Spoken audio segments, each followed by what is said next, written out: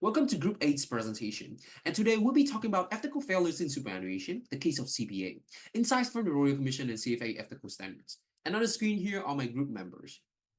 And firstly, this is the content that we'll be covering, and first I will talk about specific issues uncovered by the Royal Commission. The Royal Commission uncovered a series of serious ethical and operational failures in the Commonwealth Bank of Australia superannuation operation, especially under the Colonial First State Investment Limited and Aventos. A central issue involved the delayed transition to MySuper products. Despite obtaining approval to offer MySuper in 2013, CFSIL failed to timely transition thousands of members' accrued default amount into these lower fee legislatively mandated account.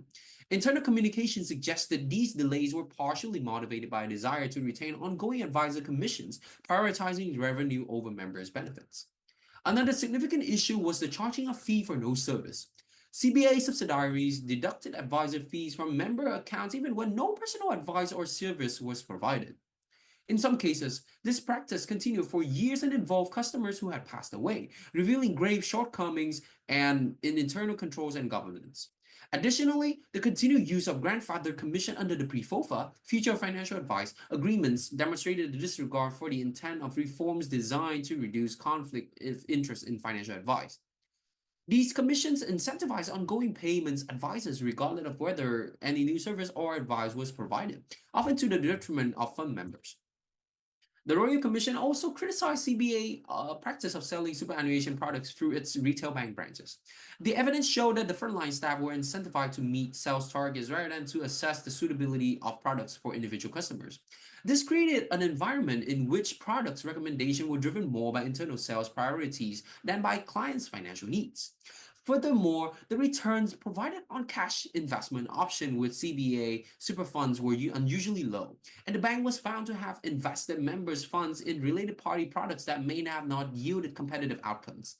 These arrangements raised concern about whether trustees were generally acting in the best financial interests of their members.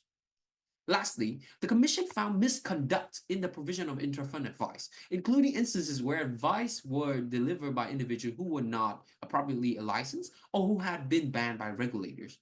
Cumulative effect of these practices revealed serious branches of trustee duties, pure risk management, and a pervasive failure to prioritize members' interests. In the next section, I will explore the ethical issues and theories involved in this misconduct of CBA superannuation aims, which is the utilitarianism, deontology, virtue ethics, and ethical decision-making model. And the first one is the utilitarianism.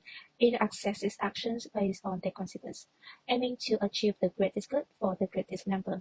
CBA delay MySuper transitions and charge fee to decrease client, knowingly disadvantages thousands of members to preserve advisor commissions and internal profit. This decision clearly failed the utilitarian test and the benefit of few at the cost of many. Second one, deontology. It focuses on duties and moral principles, regardless of outcome. Under this theory, actions are ethical only if they respect rights and fulfill obligations. CBA trustees had a legal and ethical duty to act in member best interest, yet they ignore this duty by prioritizing conflict, sales incentive, and failing to prevent fees for the service. And the third one is virtual ethics, which is looking at the character and integrity behind decisions. Ethical behavior should reflect virtual like honesty, responsibilities, and fairness. CBA culture driven by sales target and profit motives is lack of this virtue and leading to systematic misconduct. And finally is the ethical decisions making model. This is a process organizations can follow to think through the dilemmas. It involves considering all stakeholders, thinking through different options, and looking at long-term effects. CBA didn't do any of that. They ignored the warning signs and made poor decisions without proper reflection. And together, this framework revealed that CBA behavior wasn't just legal problematic, it was ethically indefensible. This section examined the direct and indirect consequences of CBA misconduct on stakeholders and industry trust. First, under the Section 29W8 of SIS Act, they failed to transfer 13,000 members' accrued default amount to MySuper products. They also breached the Section 912A1C of the Corporate Act by having inadequate internal system On top of that, they actively resisted the removal of grandfather commissions, violating the FOFA reform. In terms of customer harm, they have hidden fees in products such as First Choice Pension, which reduce returns, misled customer in Essential Super Fund, where only 15% of customers receive general advice, despite many believing that they were getting financial checks. Charging fees, even member passed away, which led to 2.9 million of misconducts. Finally, they continue to use Com Insure, offering products that underperform but more expensive compared to other similar products. As the result, they are mandate to fee removals, reviews, and refund thousands of customers. CBA misconduct encouraged a stricter governance enforcement and financial advice regulation. Loss of trust in CBA reputation negatively impact the long-term economic benefits because when the trust is lost, even if the return is high, investor will hesitate to invest. It will also impact other funds since investor might follow others' investor action when there is lack of trust in the market. Employees following inappropriate procedures, such as giving personal advice, might be getting into lawsuits. The CBA ethical standard could have prevented issue. So the first violated CFA standard is standard 1A, knowledge of the law. So if a profession as CFCL had upheld this standard, they would have immediately ceased directing contribution into non-compliant products. So escalate branch internally and prioritize regulatory compliance over business convenience. So all illegal practice wouldn't have continued after April's warning. So the second one is standard 1C, mispresentations.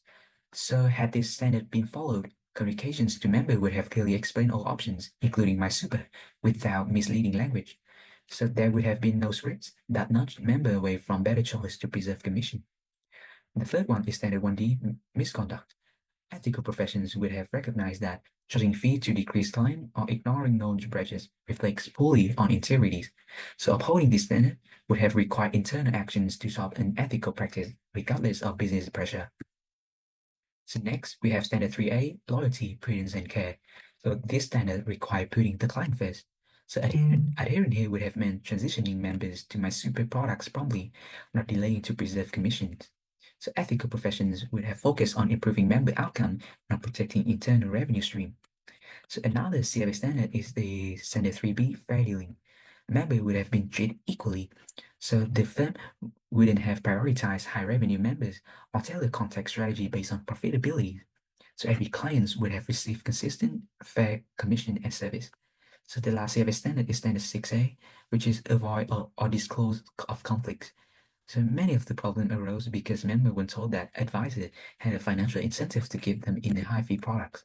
So greater adherence would have ensured full and fair disclosure to those conflicts, giving members the transparency needed to make informed decisions. Hi, I'm Pramod, and in this short presentation, I'll be discussing the social impact and systematic issues uncovered during Royal Commission into misconduct in banking, superannuation, and financial service industry, with a focus on Commonwealth Bank of Australia. The Commission revealed that thousands of customers were charged fee for no service, even from the accounts of deceased client. This is a significant loss of retirement savings, which is especially serious in a system where superannuation is meant to provide financial security in old age. The people most affected were everyday Australians who needed the most protection, like older people, low income earners, and those who did not fully understand the fee they were being charged. Beyond financial harm, many experienced emotional stress, feeling confused and betrayed by a bank they trusted. This misconduct also led to major loss of trust in the financial system, with some people avoiding financial advice altogether of fear of being taken advantage of again. This misconduct wasn't a one-time mistake. It happened because of deeper systematic problems, like sales first culture where staffs were pushed to sell more products, even if those products weren't right for the customer. There was a conflict of interest where advisors earned commission for recommending certain products instead of doing what's best for the client. The Commission also found that regulators like ASIC and APRA did not take strong action even though they knew something was wrong. To make matters worse, the products were often too complex, hiding fee and making it hard for the customer to understand what they were paying for. All this shows lack of ethics and accountability. These are the references for the content we used in this presentation. To conclude, as noted in the Royal Commission report, these failures cause real harm. To rebuild trust, the financial industry must follow stronger ethical standards, be more transparent, and always put customers first. Thank you.